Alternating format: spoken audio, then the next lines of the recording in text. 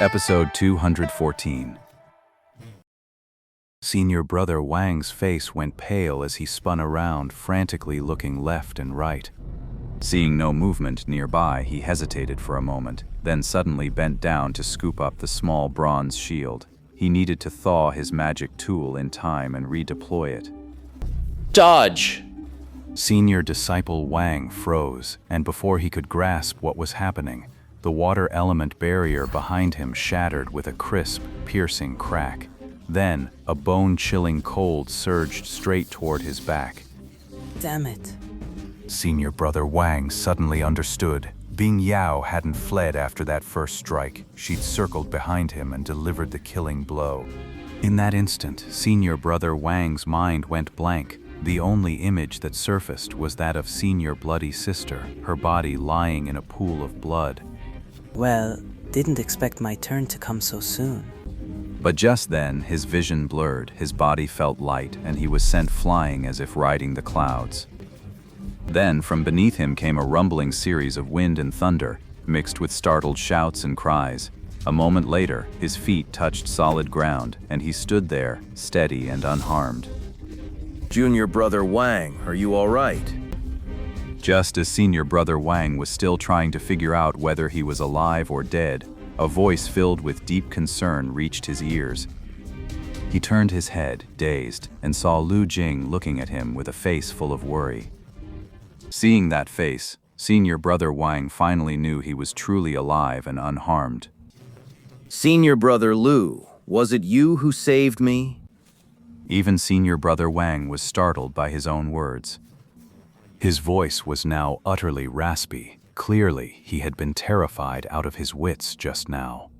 I'm ashamed to say, it wasn't my doing that he survived. Junior Han was the one who saved you, and he's still locked in battle with that fiend right now.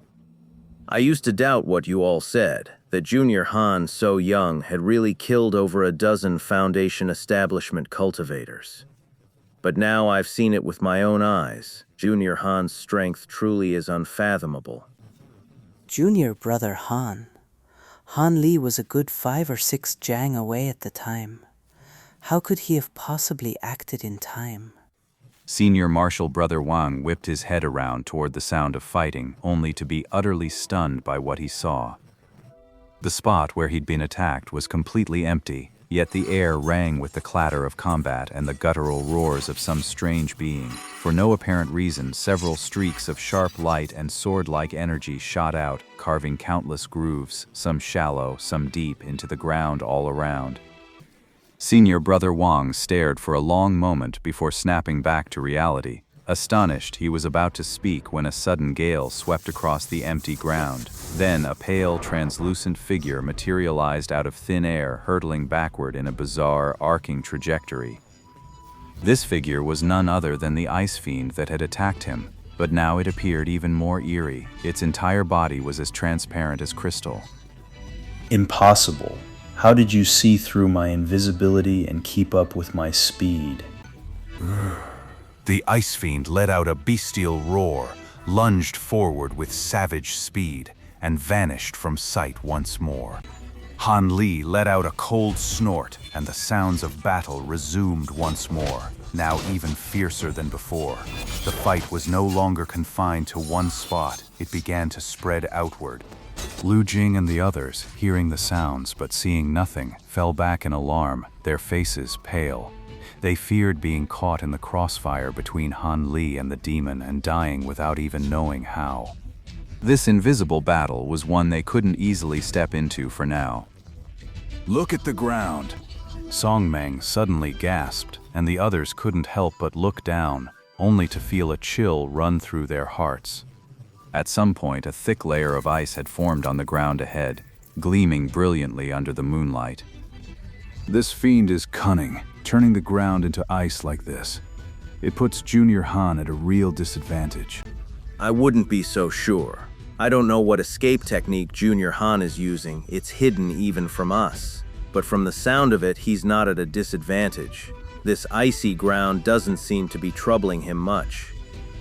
But these demonic cultivators' transformations were far more bizarre than we anticipated. To lose a fellow disciple here, I can hardly forgive myself.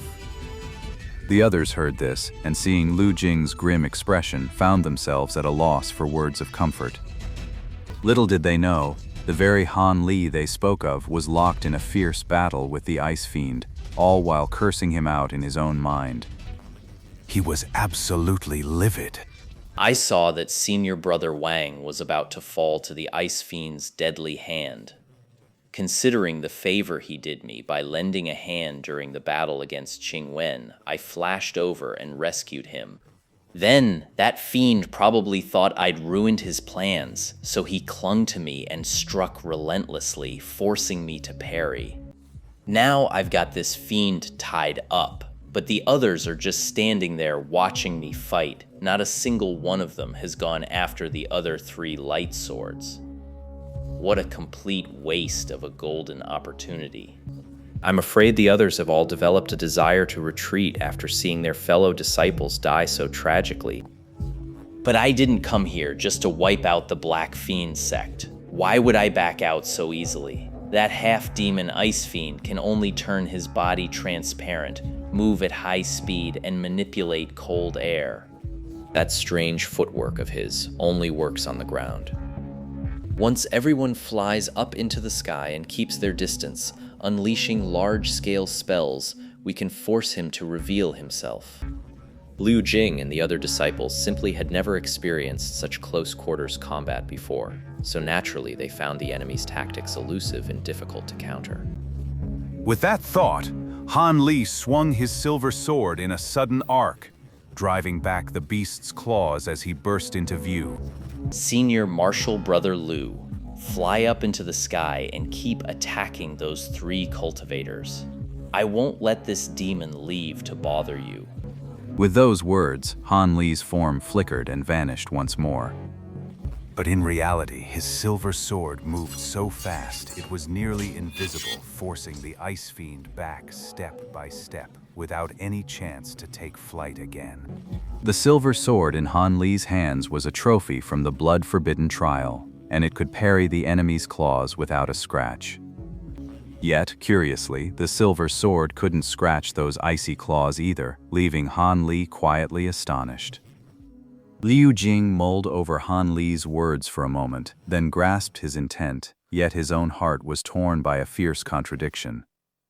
Though I was born into a major cultivation clan, I was kidnapped by a rogue cultivator as a child. I endured a dark period of torment and abuse, and even came close to losing my life. Though my family eventually rescued me and I became a disciple of Senior Li Huayuan, achieving considerable cultivation, the shadow of my childhood has always lingered. I harbor an absolute hatred for heretical cultivators, adhering to a merciless principle of killing everyone I encounter. This not only brings me immense satisfaction, but has also earned me tremendous positive renown. Even some qi refining cultivators stronger than me would show a hint of admiration when they saw me. I kept my face still, but inside I grew addicted to that feeling of being respected. Eventually, I started hunting down heretics on my own, but honestly, most of it was just to soak up that look of reverence from others.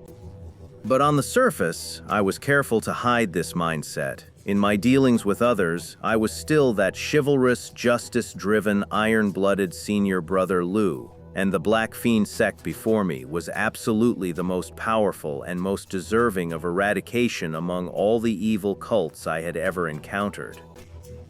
But then again, their strength is the greatest I've ever faced.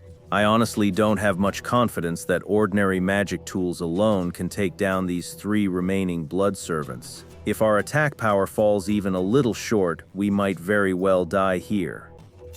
But if we retreat now, we'll have scared off the prey and failed completely. The Black Fiend sect will go underground, vanish again, and all the reputation I've built up over the years will be utterly destroyed. Just thinking about their mocking stares makes it hard to breathe.